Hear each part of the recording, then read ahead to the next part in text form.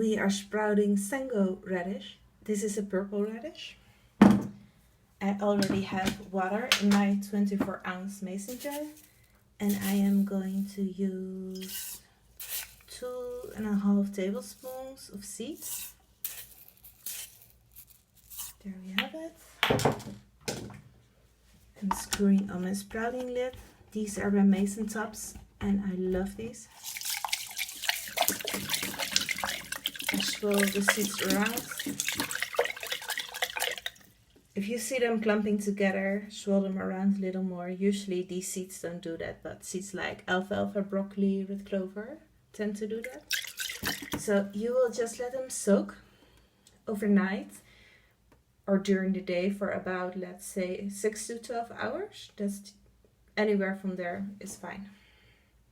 So okay, you will just let them soak, and I'll see you tomorrow for day 1. I'm going to rinse them until the water runs clear.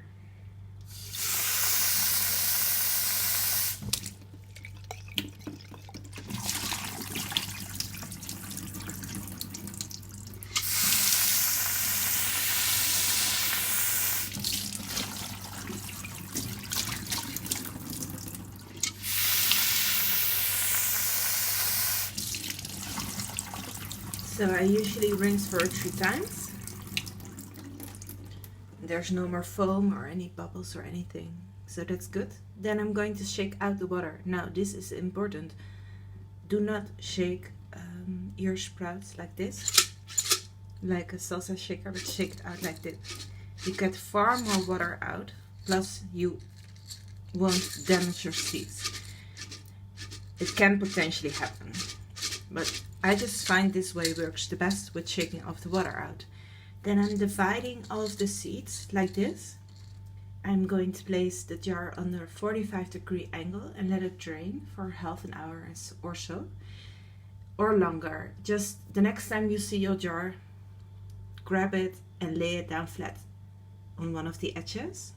And then you'll do the same thing tonight, and then I'll see you tomorrow for day 2. This is day 2. I'm going to double rinse them.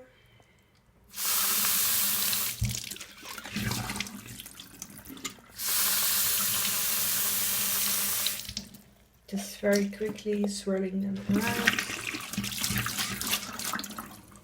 Letting all the water drain and shaking out all of the excess water like this. And then, like I showed you before, you're going to drain them for a while under an angle. And then you divide the seeds. You can do that beforehand.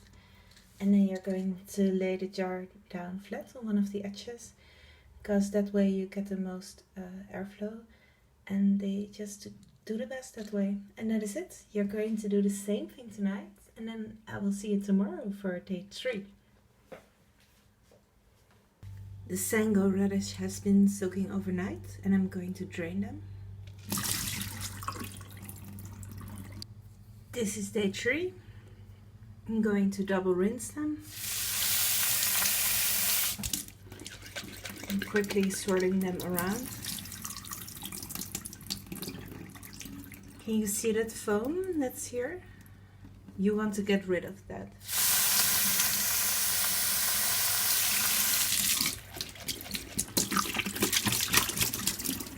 So if you need to do a 3rd rinse to get rid of the foam, that's totally okay.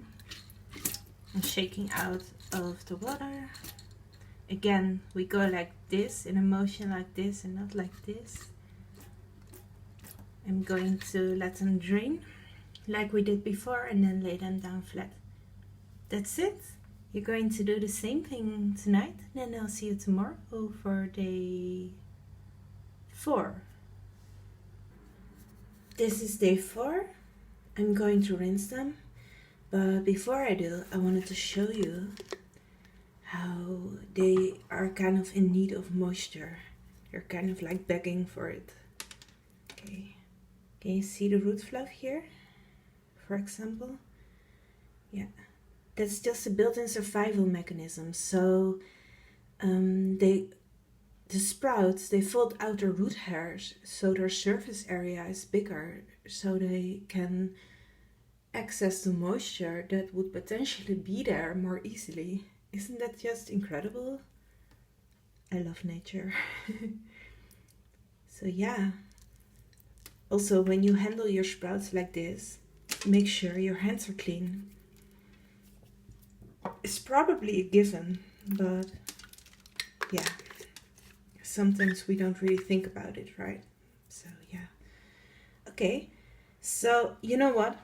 They're actually done. So I'm not going to rinse them like I usually do in the jar. I'm going to give them their final rinse in my salad spinner. So I bought a salad spinner by Oxo Good Grips. It should be in a few days.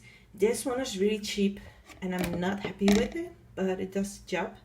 But it already broke. Let me show you real quick. Like, it already broke off here. Plus this one hurts my hands quite bad.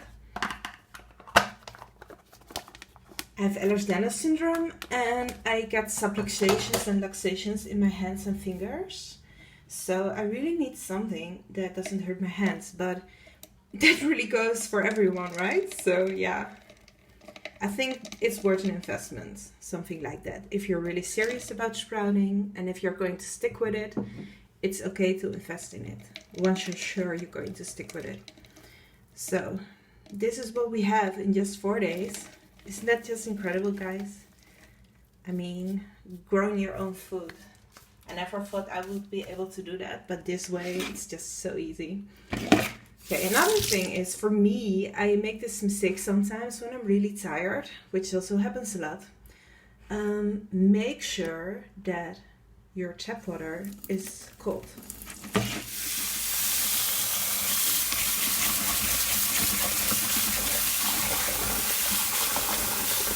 So sometimes after I've done the dishes or something, my tap water is still on hot. And then when I rinse my sprouts, they're not happy. They're really not.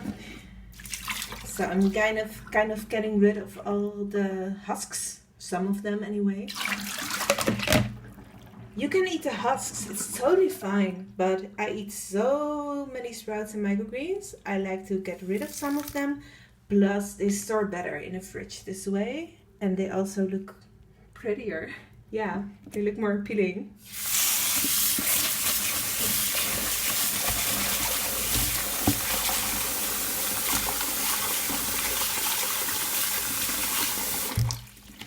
Also, if you're still having trouble with sprouting, even with these Masontops lids or any jar you use, you can just take them out of the sprouting jar at day 2 or day 3 maybe, and get rid of some of the husks, and it really helps, you know, it really helps. Because those husks, they retain water very easily, and that could potentially cause a problem. So if you have problems, that would be troubleshooting, and I would try to do that. So this is what we have. Beautiful purple sprouts.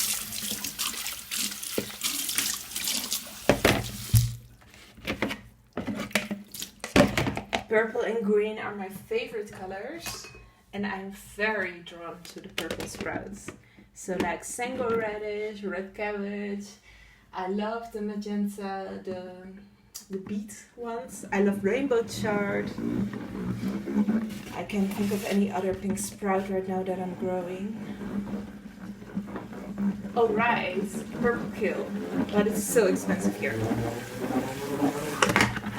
You see, this happens, but it's okay, it still works. It still works. So this is what I do. I spin them dry. The drier your sprouts are, the longer they will last in the fridge. It makes sense, doesn't it? Because in a wet environment, mold and bacteria can grow more easily.